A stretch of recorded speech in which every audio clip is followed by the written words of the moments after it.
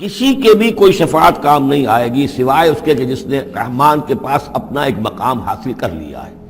یعنی ایک شخص جو ہے بنیادی طور پر اللہ کے ساتھ اس نے اپنا عہد نبھایا ہو، اللہ کی بندگی کر رہا ہو. کوئی خطائیں ہو گئی ہیں، کوئی غلطیاں ہو گئی ہیں، جیسے کوئی پھسل جاتا ہے، کوئی کمزور بھی ہوتا ہے انسان، ایسے لوگوں کے لیے تو شفاعت مفید ہو سکتی ہے.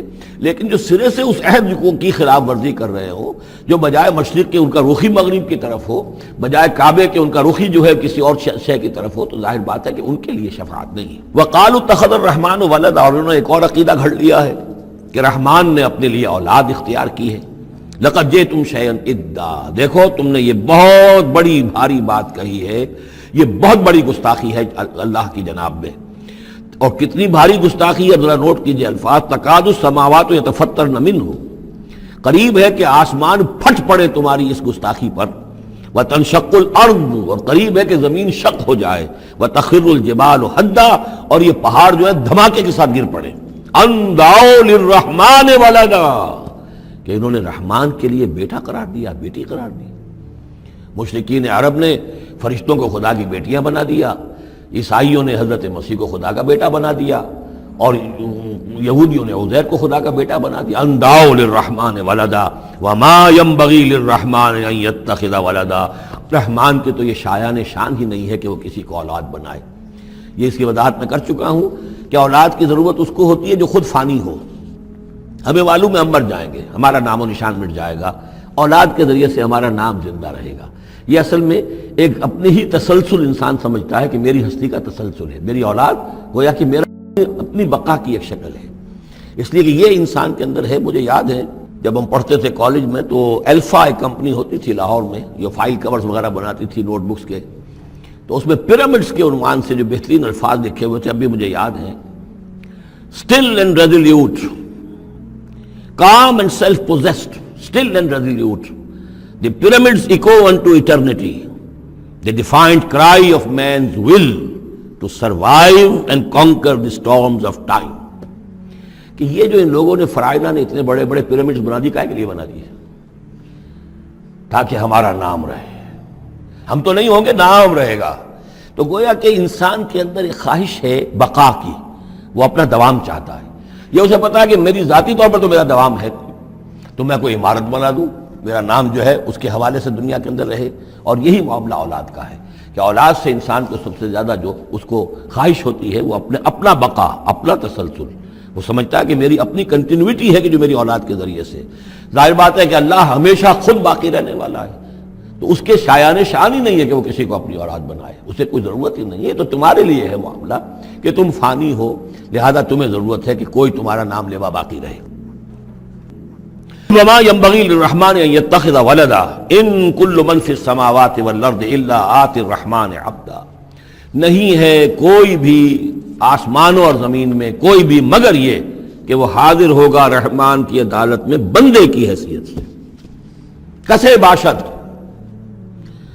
جبکہ ہمیں معلوم ہے کہ محمد رسول اللہ صلی اللہ علیہ وسلم بھی حاضر ہوں گے تو بندے کی حیثیت سے. عبدہ ورسولہ، عبد. اور حضور فرماتے ہیں کہ اس روز میدان حشر میں لواء الحمد بیدی، میرے ہاتھ میں ہوگا حمد کا جھنڈا، اور اس روز جو میں حمد کروں گا اللہ کی وہ آج نہیں کر سکتا. اللہ تعالیٰ کی حمد بیان کریں گے محمد رسول اللہ عدالت خداوندی میں کھڑے ہو کر.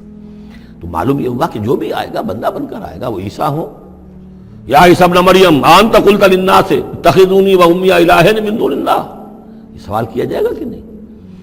تو فرمایا کہ ان کل من فی السماوات والارض، یقیناً کوئی نہیں ہے آسمانوں اور زمین میں، الا آتی الرحمن عبدا، مگر وہ رحمان کی خدمت میں آئے گا، حاضر ہوگا بندے کی حیثیت سے.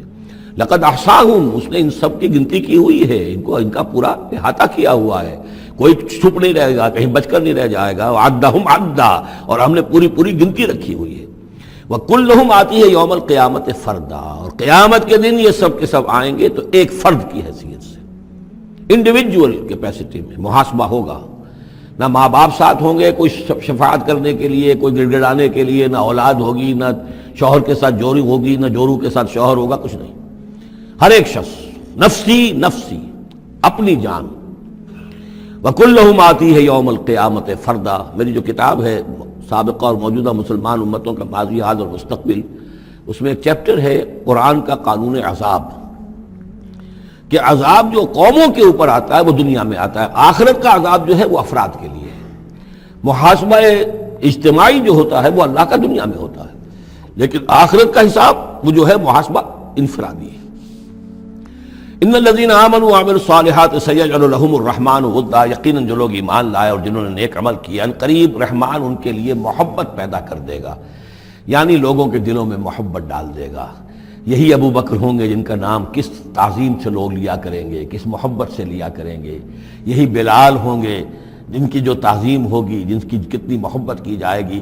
ابھی ذرا وقت ہے، کٹھن ہے۔ سیجعل لهم الرحمن ودا، حدیث میں بھی آتا ہے کہ اللہ تعالیٰ جو ہے اپنے کسی بندے سے محبت کرتا ہے تو پہلے فرشتوں کو، جبرائیل سے کہا جاتا ہے کہ میں اپنے اس بندے سے محبت کرتا ہوں، اعلان کر دو۔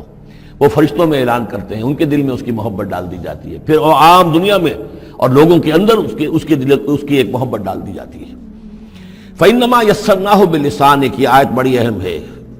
تو ہم نے اس قرآن کو یسرنا ہو، اس کو قرآن کو آسان کر دیا ہے، بلسان کا، آپ کی زبان پر یا آپ کی زبان کے ساتھ، یعنی عربی زبان میں۔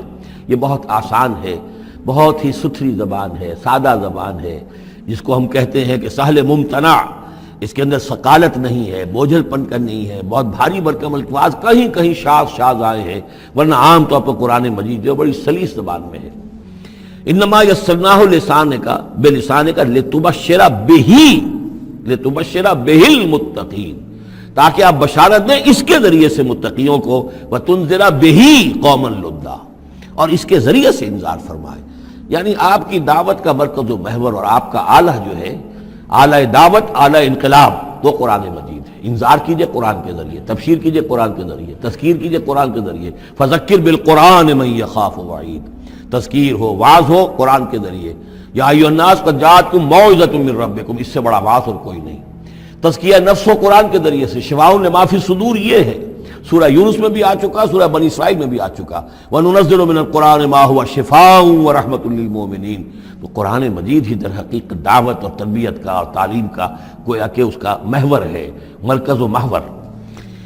فَإِنَّمَا يَسَّرْنَاهُ بِلِسَانِكَ لِتُبَشِّرَ بِهِ الْمُتَّقِينَ وَتُنذِرَ بِهِ قَوْمًا لُدًّا وَكَمْ أَهْلَكْنَا قَبْلَهُم مِّن قَرْنٍ، اور ان سے پہلے ہم نے کتنی ہی قوموں کو ہلاک کیا۔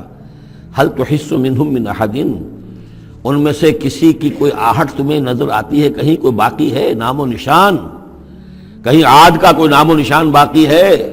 اور تسمع لهم ذکرا، یا کہیں ان کی کوئی بھنک تمہارے کان میں آتی ہے؟ معلومات نسیم منسیہ، ختم ہو۔